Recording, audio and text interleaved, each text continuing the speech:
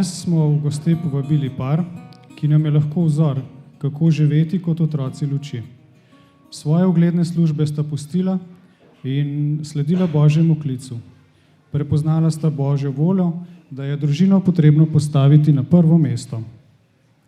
Z vso svojo predanostjo in z Božjo pomočjo gradita in spodbujate zakonce, da gradijo medsebojne odnose, za katere je vredno živeti in jih prenašati naprej. Pred 20 leti sta ustanovila društvo Družina in življenje, ki danes šteje že 230 zakonskih skupin. Moč za svoje delo in življenje črpata tudi iz Svetega pisma, ki ga vsak dan bereta in ob njem molita. Sta prava pričevalca Božje besede. Za svoje delo jima je Slovenska škofovska konferenca lani podelila odličje Svetega Cirila in Metoda. Dragi dame in gospodje, z nami sta Vilma in Dani Siter.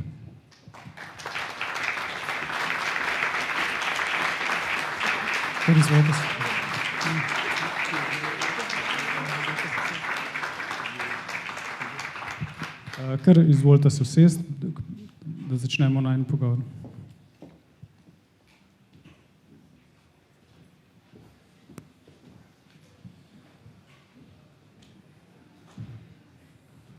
No, takole, Vilma, Dani, danes sta nam vsem vzor, kako živeti kot otroci luči.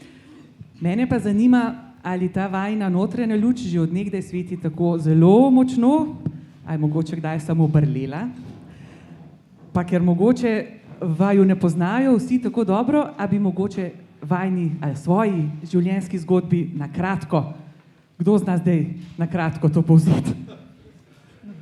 Vsem skupaj je lep dober dan. Jaz upam, da tole dela. Ja, dobro.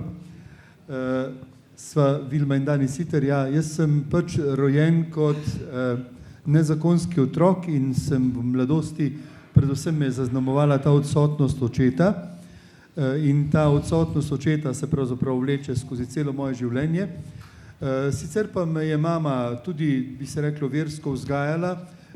Bil sem ministrant, bil sem bralec beril v osnovni šoli, kasneje v srednji šoli sem se oprijel kitare in sem začel prepevati tako v mladinskih skupinah, v študentskih skupinah. Lahko pa rečem, da sem se na nek način spreobrnil. Šele kasneje, pravzaprav skoraj moje spreobrnenje se upadalo z najino poroko. Jaz govorim o spreobrnenju. To ni bilo, bi se reklo, tisto spreobrnenje iz ateista v vernega, ampak lahko rečem, da sem naredil korak v zrelo vero, iz tiste otroške vere, iz tiste otroške pripadnosti, iz tiste nezavednosti, pravzaprav kdo sem sam kot Božji otrok, v tesen in intimen odnos z Jezusom. To je bil pač en trenutek, ko sem dojel, da v bistvu je Jezus zame osebno umrl in šel na križ, da je Jezus zame osebno dal svoje življenje, da je Jezus tisti, ki mi je odprl vrata v nebesa in v večnost, in da se je zame osebno daroval. To je bilo eno poseben trenutek, ko sem to razumel in takrat lahko rečem, da sem ob besedi, ob Božji besedi, se spomnim Razodetja 23, Jezus pravi, glej, stojim pri vratih in trkam, če kdo sliši moj glas in vrata odpre, bom vstopil k njemu in večerjal z njim in on z menoj. Jezus me je vabil v ta intimen odnos z njim in tako sem razumel, da je moja naloga, se pravi na moji strani je tisto sodelovanje, ali znam jaz odpreti ta vrata od znotraj, kjer imajo kljuko samo od znotraj. In jaz sem rekel, da Jezus, vstopi, želim, da postaneš vitalen in živ del mojega življenja, da me spremljaš vsak dan. No in od takrat naprej, ko se je to zgodilo, lahko rečem, da jaz berem Sveto pismo vsak dan, se družim z Jezusom, poskušam črpati njegovo moč iz tega odnosa. No, jaz bi rekla, ko je bilo vprašanje, če je kdaj brlela ta lučka, še zdaj kdaj sem mačkam brli, da ne bo kakšne pomote, ker ta lučka zelo hitro lahko ugasne. No, ampak za mene se je res tudi podobno, kot Dani govori, ta sprememba iz tradicionalne vere oziroma iz vere, ki so mi jo dali moji starši, spremenila v eno osebno vero prav v eni izkušnji, ko sem na enem seminarju, potem kasneje doma prebirala Božjo besedo oziroma v študentski sobi, ne doma. In je nekako oživela beseda iz preroka Jeremija, kjer je bilo napisano: z večno ljubeznijo te ljubim. In zato sem ti tako dolgo ohranil svojo milost. Takrat sem jaz razumela, da pravzaprav sem se začudila, a je to sploh možno, da mene, takšno kot sem, slabo samopodobo, z eno takšno, ne vem, grešno naravo, da bi mene lahko Bog poznal pa še ljubil zraven. In takrat sem nekako razumela, da Bog misli resno. In da od mene je odvisno, a bom jaz odgovorila na ta njegov klic, na to njegovo ponudbo. In takrat sem videla, da nimam kaj izgubiti, če povabim Jezusa zares v svoje srce. In ko sem ga povabila, je on prišel v moje srce, ker so se začele spremembe v mojem življenju, za katere vem, da nisem bila odgovorna jaz, ampak on. In od takrat naprej hrepenim po tem, da vsako jutro najprej vzamem ljubezensko pismo Boga v svoje roke in iščem in berem, kje je tista beseda, ki bo danes napolnila moje praznine in razsvetlila moje temine.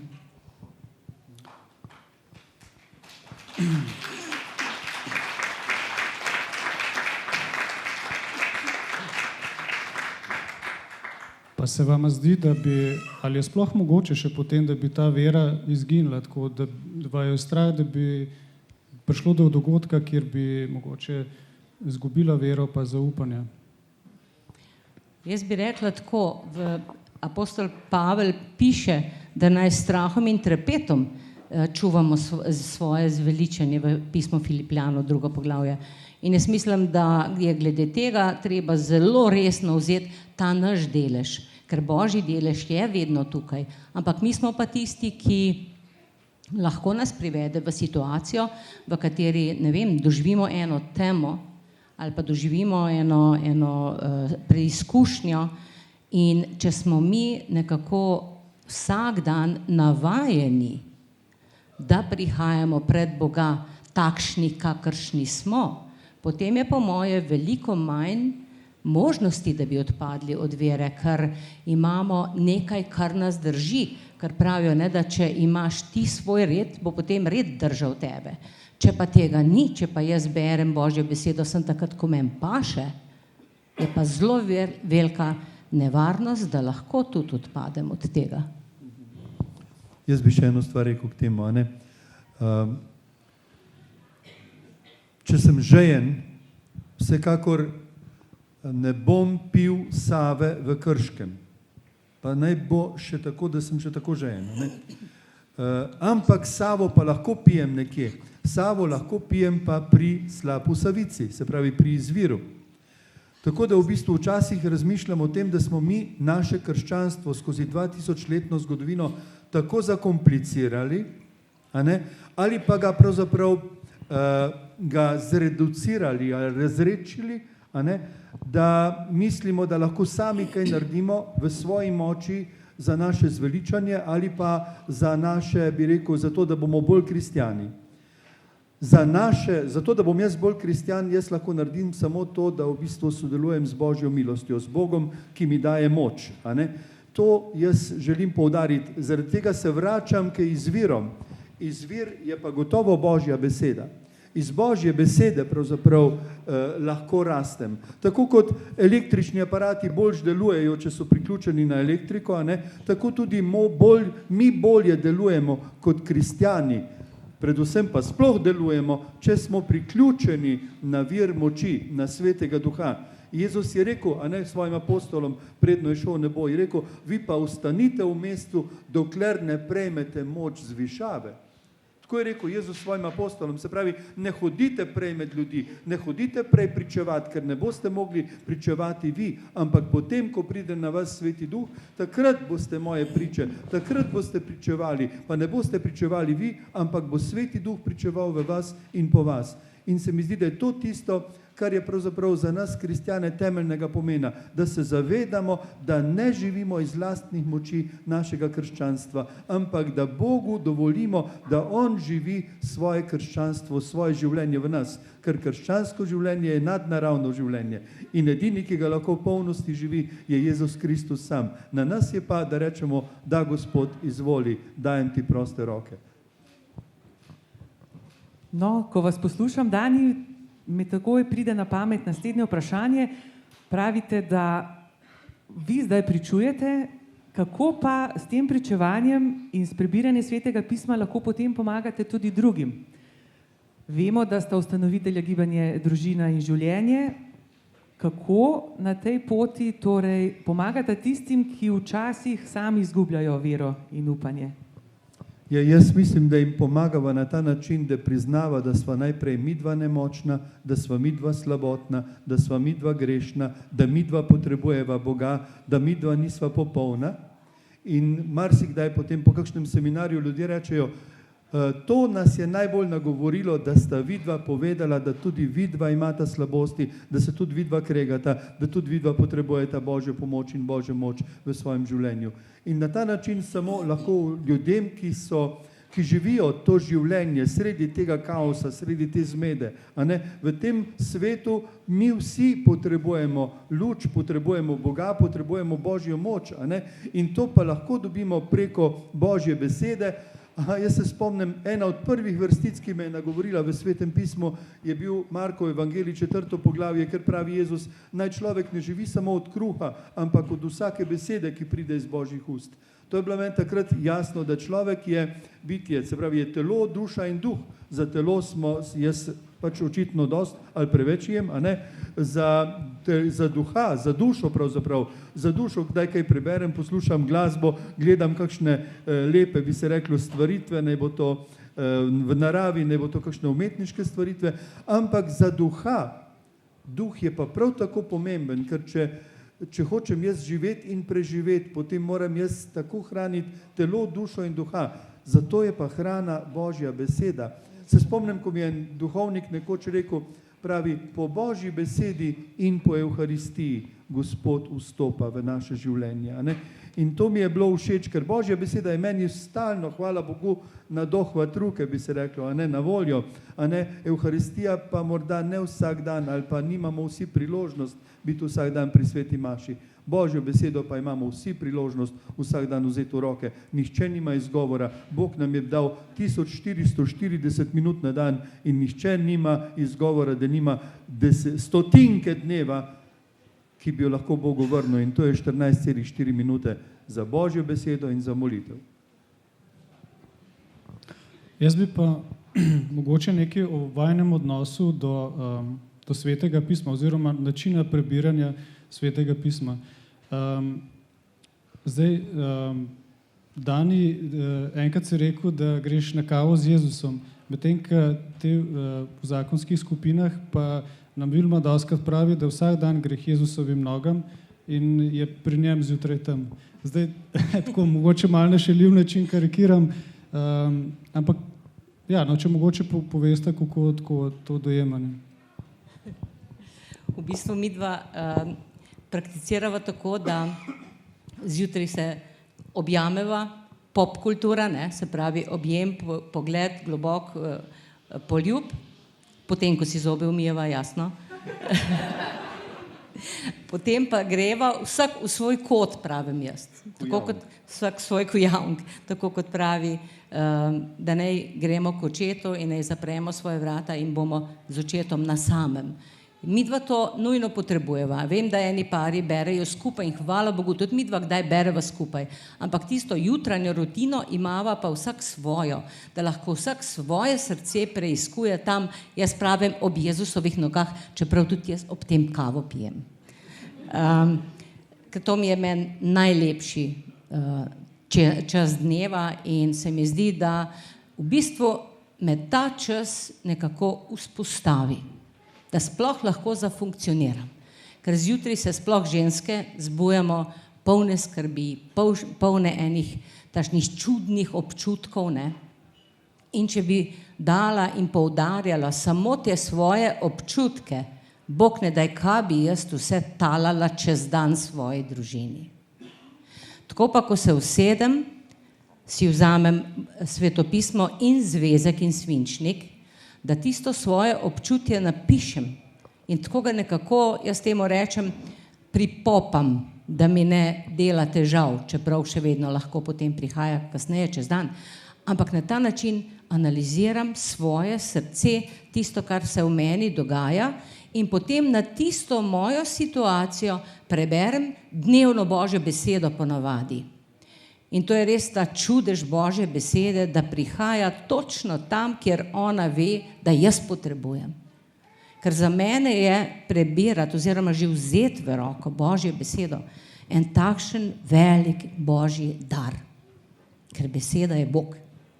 In to, da imamo mi priložnost vzeti v roke, da imamo priložnost vsak dan listati te liste, ker je noter Božja resnica. A veste, prebirati Božjo resnico, ne pa sem gledati svojih občutkov, ko so tako zelo nestabilni. To je tista razlika med enim pa drugim. In tukaj moram jaz svoje življenje uravnavati po Božji besedi in jaz verjamem, da ni nihče toliko, da nima takšnega spomina, da bi vse, kar Božjo besedo znal ali pa vedel za vsak določen dan. Zato jo moram jaz prebirati.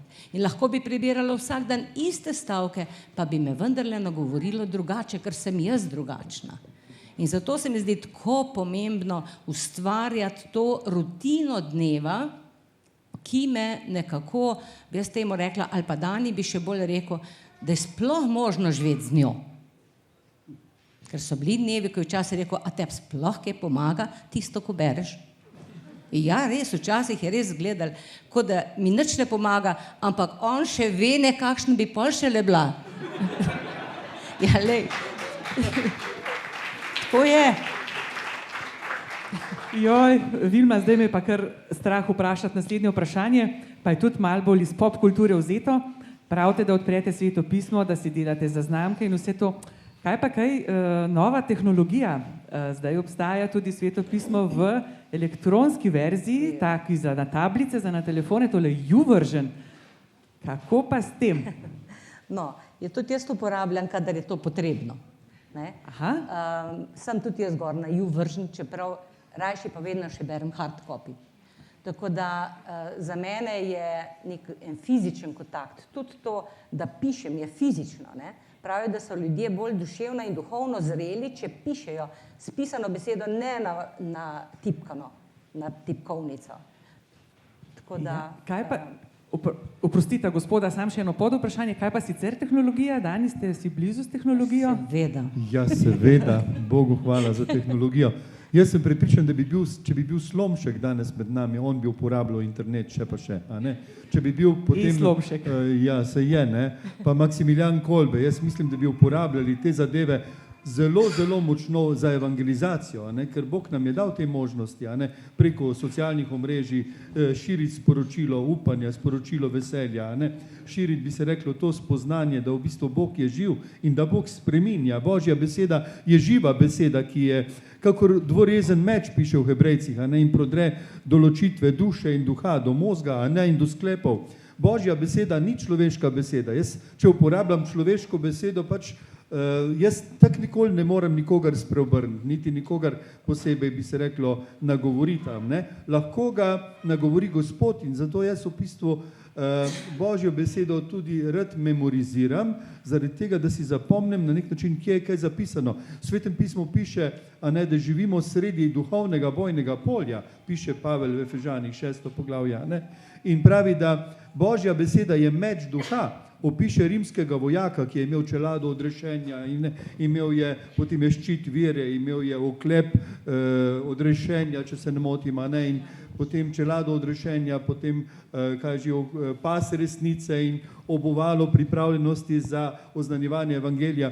In seveda v roki je držal pa meč. In potem, če gledamo tega rimskega vojaka, edino napadalno orožje je pravzaprav meč. Vse drugo je obrambnega značaja. Ne bo to čelada, ne bo to ščit, ne bo to pas, ne bo to nogi, oziroma obuvalo. Lahko bežiš od skušnjave ali od hudiča, ne. Zato je obuvalo, ne samo zato, da bi se reklo napadaš, a ne. In seveda meč je pa tisti, ki je napadalen. Se pravi, če se hočemo, ko piše, a ne, Peter, pravi apostol Peter, hudič hodi okrog, kakor rjoveč lev in išče, koga bi požrl. Ustavite se mu trdni oviri, a ne. Če se hočem postaviti po robu trdno oviri temu hudiču, jaz moram imeti meč in moram poznati svoj meč, tako da kateri bi odprl moje svetopismo, bi se pohujšal, ker je čisto počečkano, z raznimi barvami in tako naprej. Ampak jaz sem tak človek, jaz to moram vedeti, kaj v mojem meču piše, s kakšno barvo je podčrtano in tako naprej. Skratka, to je tisti, zato imam jaz svoje svetopismo, Vilma ima svoje svetopismo. Nimava enega pri hiši, ampak imamo vsak svoje, zaradi tega, ker imamo vsak svoj meč. A ne? In to je to. Dani, rekel si, trdni v veri, pa zdaj eno je, bi rekel, vsako jutranje reševanje skrbi, ki se naberejo skozi noč in potem zjutraj bereš svetopismo in jih nekako predelaš. Ampak kaj pa te prave preizkušnje, ko bi človek rekel, da je treba res veliko brati oziroma ko te zamajajo, take, mogoče Vilma, imate kakšen preizkus, ki vas je, bi rekel, ko je bila vaša vera na preizkušnji in je mogoče pri tem pomagalo svetopismo? Ja, jaz bi rekla, da odločilno pomagalo, ker imela sva najhujšo preizkušnjo, sedaj je seveda že kar nekaj let od tega, takrat, ko je zbolel naš tretji sin, ko je bil diagnosticiran z enim od najbolj malignih tumorjev v mladostni dobi, on je bil takrat star 16 let in takrat, ko sem jaz zvedla od zdravnika po telefonu, da gre za eno resno bolezen, takrat je meni kot en odmev preplavil stavek iz Božje besede, ta bolezen ni za smrt, ampak zato, da se poveličajo Božje dela. In jaz vem, da je bil to odločilen stavek, preko katerega smo mi potem šli v ta boj s to boleznijo. In ko zdaj razmišljam nazaj, vidim, da je bil namreč najprej res kot en tašen oddaljen odmev. Ampak ko me čez neki dni sin vprašal, mami, koliko procentov mi pa ti daš, da jaz ne bom umrl, takrat mi je pa ta odmev prišel nazaj. In takrat sem ga izrekla njemu. Sem rekla, veš, ampak jaz ne vem, koliko procentov, ampak Bog mi je rekel, da ta bolezen ni za smrt. In on se je oprijel tega stavka. Je prišel v svojo sobo, je bratu rekel, ne bom umrl. Kar pomeni, da je na podlagi Božje besede, ki sem mu jo jaz izrekla, on naredil eno odločitev. In jaz verjamem, da je prav zaradi tega stavka, zaradi dejavnosti Božje besede, ki je dejansko tudi ozdravljajoča, on nekako je preživel, čeprav zelo, zelo težko. In ob tem se jaz sprašujem, kako je Božja beseda močna, ne sem takrat, kadar odmeva v meni, ampak kadar jo jaz prepoznam, da je poslana meni kot moja rema, se temu reče, kot tista moja dejavna Božja beseda, in ko jo jaz izrečem nekomu drugmu, dobi moč. In zato jaz mislim, da smo mi vsi poklicani, da se sami napolnjujemo z Božjo besedo in jo potem izrečemo nekomu, ki je takrat potreben. Naprimer ob prijateljici na kavi s prijateljico, ki potrebuje eno usmeritev. In če ti prepoznaš, zjutraj te je Bog opomnil na to pa to v tisti Božji besedi, mogoče pa to glih za njo. In tako se ta Božja beseda širi.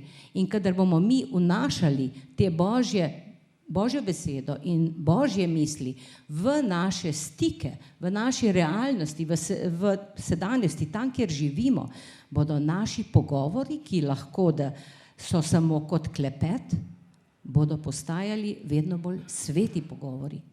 In bo Božja beseda se širila na ta način, da bo dejavna tudi v življenju drugih. In jaz verjamem, da smo vsi poklicani k temu, da svetimo kot luči na tem svetu, kot pravi sveti Pavel. In kakšne načrte imate zravno s tem v prihodnosti? Ali vidite še mnogo dela, ki vaju čaka, je še veliko neopravljenega, ali sta pripravljena oziroma ali razmišljate tudi o tem, kdo bo vajino poslanstvo nadaljeval? Hvala lepa. Ja, mi smo v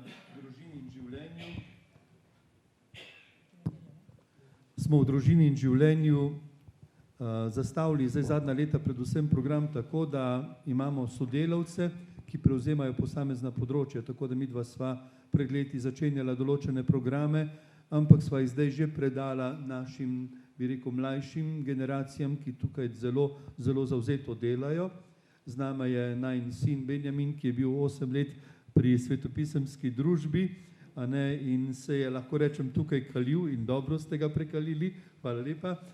Potem imamo eno čudovito urednico Meto, ki je z nami kot res taka mlada, odprta urednica naše revije in naše spletne strani in podobne druge programe, ki so povezani, ne bo to z mediji ali s čemerkoli, recimo ona prevzema. Potem imamo zdaj zadnje čase Marijeto z nami, ki je prevzela zakonske skupine, namreč 230 zakonskih skupin, pa še raste, potrebe so še, Bogu hvala, še večje potrebe in mi imamo željo priti do številke 2000 zakonskih skupin, ne 250, a ne, ker nekaj takšnega bi v Sloveniji bilo potrebno in seveda logistika pri vsem tem je zelo močna, predvsem to povezovanje zakonskih voditeljskih parov, ki vodijo te zakonske skupine, priprava materialov in tako naprej. To je velika reč, vedno večji projekt, a ne.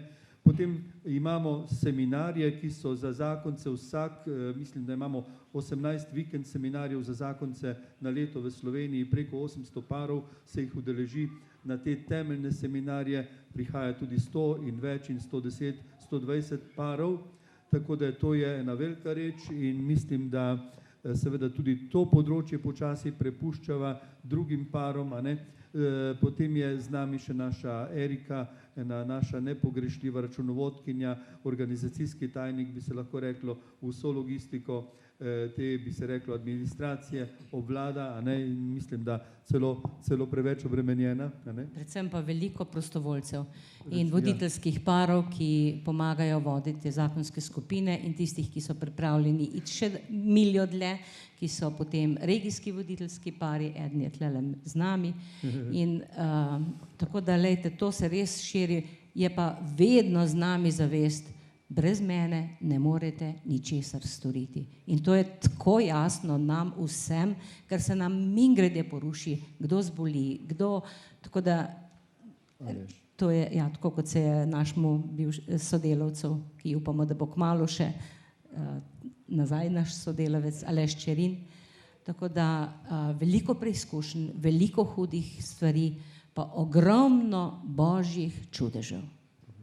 Jaz bi samo še to dodal, a ne, mi pač smo še vedno povezani z mednarodno organizacijo Family Life, ki je pravzaprav nas uvedla v to delo, nam dala te prvo možnosti za izobraževanje in tudi možnosti za preživetje nama dvema na začetku te najine poti.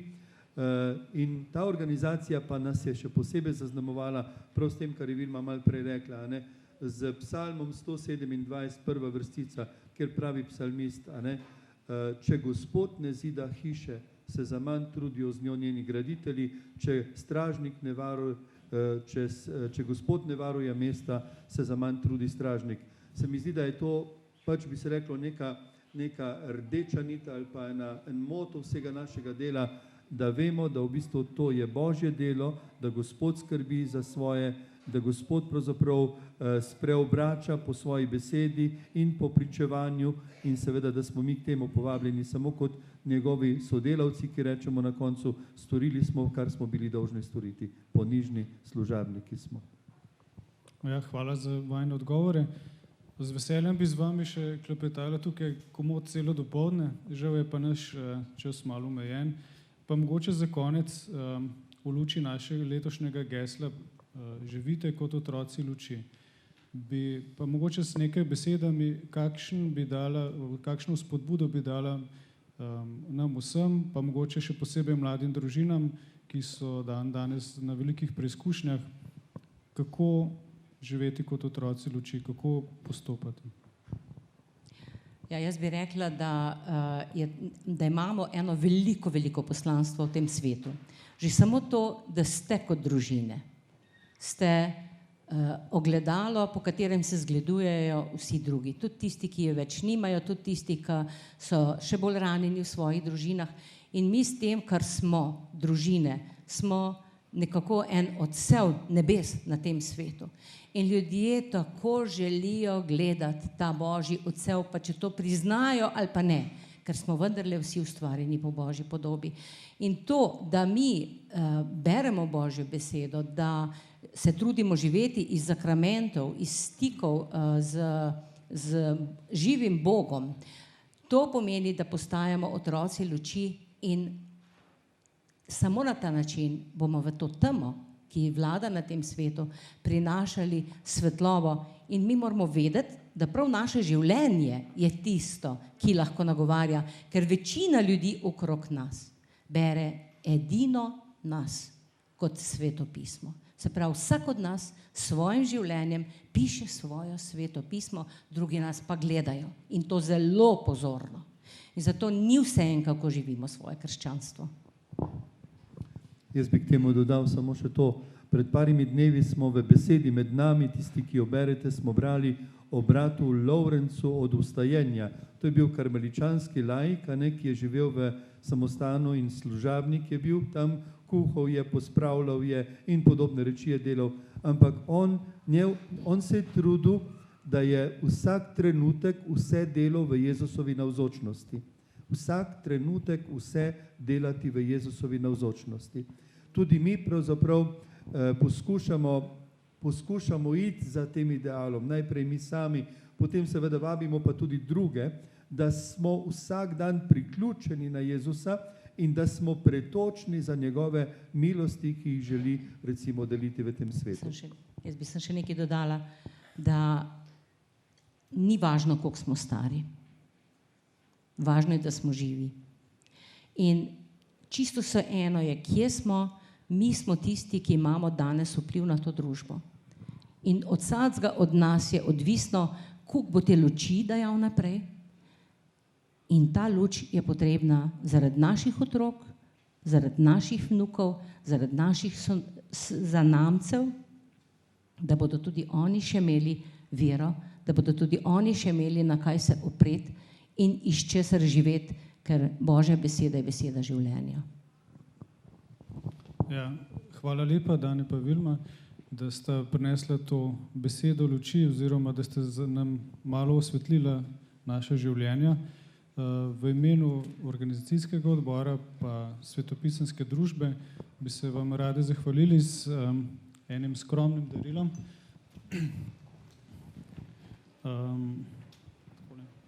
To so sodobni prevod Svetega pisma, ki ga že malo poznate, Življenje z Jezusom. Pa tako, najlepša hvala, da ste prišli.